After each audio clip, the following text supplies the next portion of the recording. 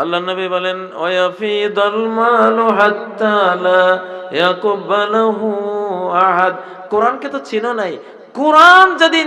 কোরআন দিয়া যেদিন তোমরা রাষ্ট্র সমাজে চলতে থাকবা, সেদিন এমন সম্পদের বন্যা বইবে আল্লাহর পক্ষ থেকে, সম্পদ আর কেউ নিতে চাইবে না। সবার ঘরে কোটি কোটি টাকা, সম্পদে ভরা, লা ইয়াকবালহু আহাদ।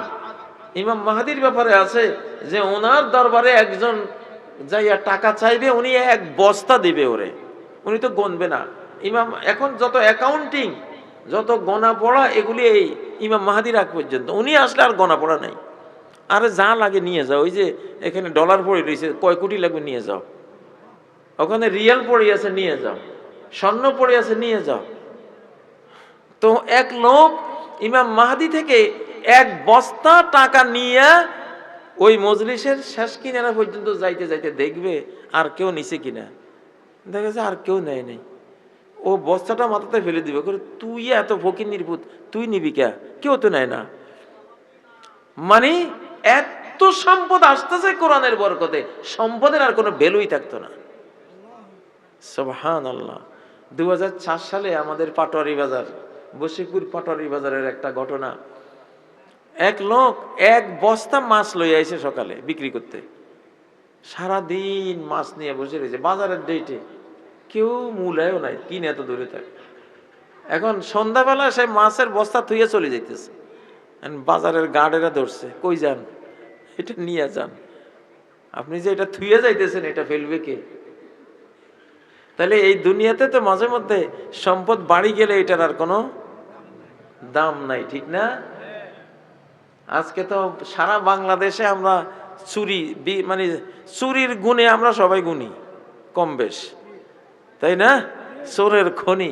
ইনশাল্লাহ এই চুরি শেষ হয়ে যাবে যেদিন এই বাংলাদেশের একটা শিশু যেমন কোরআন নিলে তার গোটা ঘর উজ্জ্বল সচ্ছল, তার আর কোনো খাওয়ার দুনিয়াতে অভাব নাই, ঠিক না? ছেলে একটা বাংলা স্কুলে দিছে, পারে না। আগে ইংরেজি স্কুলে দিছে, সেটাও পারে না। জিলে স্কুলে দিছে, সেখানেও ফেল। এখন মা বাবা মিটিং করে, কয় ওই হাফেজি দিয়ে দে খাইয়া বাঁচুক, ঠিক না? মাদ্রাসা দিয়ে দে খাইয়া বাঁচুক। কারণ ওরা বুঝে একটা টুপি মাথায় নিয়ে আল্লাহ দিলে কোরআনের কিছু সূরা পারলে আর রিজিকের অভাব, ঠিক না বেঠিক? এরকমই ধরুন আপনি আমেরিকা গেছেন, আপনার কোনো ভাষাও জানা নাই, কিচ্ছু জানা নাই, কাউকে চেনেন না। এখন রাস্তার কিনারে বা মার্কেটের কিনারে বৈশা সুন্দর আওয়াজে সূরা ফাতিহা পড়তেছেন। মুসলমান তো আছে সারা পৃথিবীতে, ঠিক না? মানে আমেরিকান কোনো মুসলমান শুনতেছে, আরে এই লোকটা কোত্থেকে আইলে এত সুন্দর সূরা ফাতিহা পড়তেছে, কাম হেয়ার। ও নিয়ে হয়তো আপনারা $100-200 দিল, নাস্তা করাইলো, ভাই ভালো লাগছে, তুমি খুব সুন্দর কোরআন পড়ছো। তাহলে কার উসিলায় খাইলেন?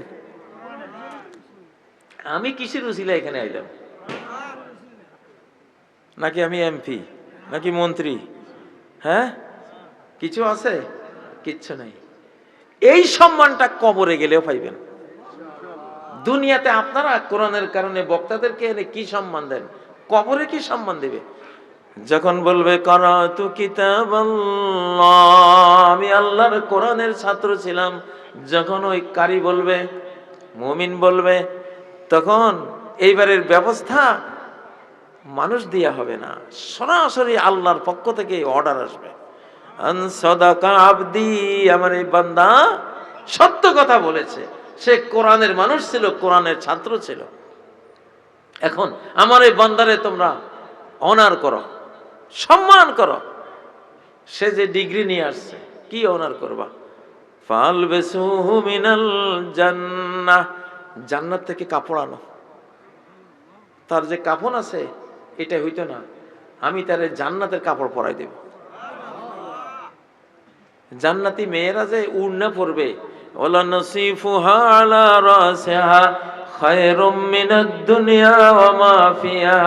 আল্লাহর নবী বলেন, জান্নাতি মেয়েরা যে ওড়না পড়বে, একটা ওড়নার দাম সারা পৃথিবী বিক্রি করলে হবে না।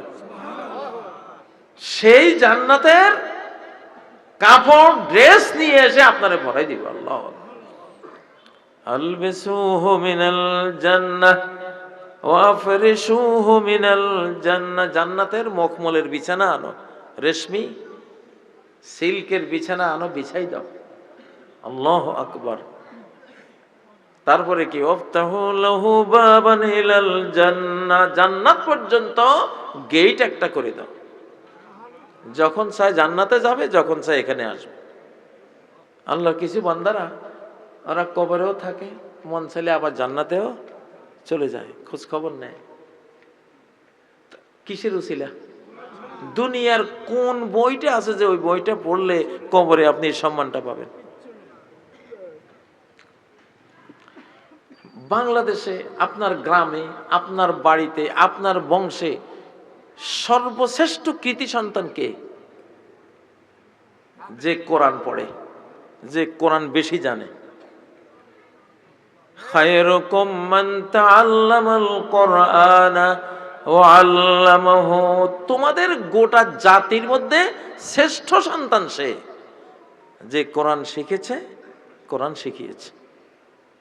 ঠিক না বেঠিক? তাহলে আমাদের এই মুসলিম জাতির মর্যাদা, সম্মান, রিজিক, পাওয়ার সবকিছু এই কোরআনে। ওই যে পরমর নাম বলতেছি না, এখানে সূরা বানী ইসরাঈলে একটা আয়াত আছে, 45 নম্বর আয়াত। ওখানে বলা আছে, তুমি যদি কোরআন পড়ো তাহলে বেঈমানদের মাঝখানে আর তোমার মাঝখানে আমি আল্লাহ একটা অদৃশ্য পর্দা, প্রাচীর আমি দাঁড় করাই দেই। তোমরা দেখবে না, কিন্তু সেটা আমি আল্লাহ করে দিই। হিজাবাম মাসতুরা, অদেখা একটা প্রাচীর, হিজাব আমি করে দিই। পরমাণু মারলেও ওই সময় যদি তেলাওয়াতে থাকো, আমি তো আল্লাহ তোমারে বাঁচাই দিব, আল্লাহ বাঁচাই দিবে। যে ঈমানের কারণে হযরত ইব্রাহিম নমরুদের আগুনে পোড়া যান নাই, সেই ঈমান যদি এই যুগও আমরা চর্চা করি, আছে তো কোরআনে নাকি নেই? ইনশাআল্লাহ আল্লাহ বাঁচাবে। মধ্যে যত লক্ষ লক্ষ সেগুলি একসাথ করলে নাগাসাকি হিরোশিমার চেয়ে বেশি।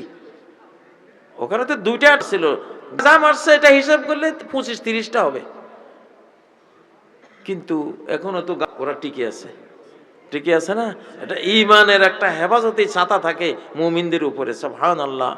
ওরা বলে সর্বোন্নত ড্রোন ক্যামেরা দিয়া গোটা উপরে আমরা চাই রাখছি, একটা সুই নড়লেও আমরা দেখি, অথচ এখান দিয়ে আসে মারি যায়, টেরিয়ে যায়, আমরা দেখি না।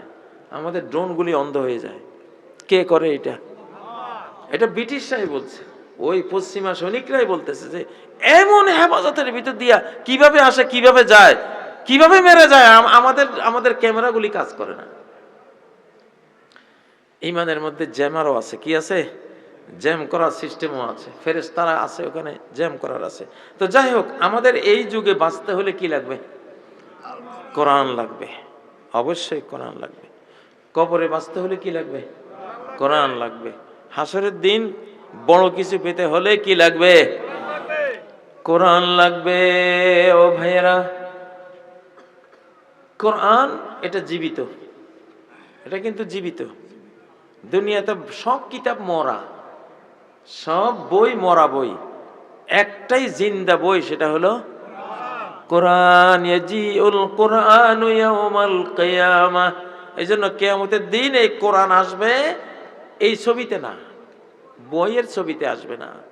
কার রাজুলিস সাহেব, ক্লান্ত শ্রান্ত একজন মানুষের ছবি নিয়ে আসবে। তুমি যেরকম রাতের পর রাত কোরআন পড়তে পড়তে ক্লান্ত হয়েছ, দিনে পড়তে পড়তে ক্লান্ত হয়েছ, সেরকম ভাব ফুটাইয়া কোরআন মানুষ হইয়া তোমার সামনে আসবে। ইয়াকুলু আনাল্লাযী আসহারতু লাইলাকা ওয়া আজমাতু নাহারাক, আমি সেই কোরআন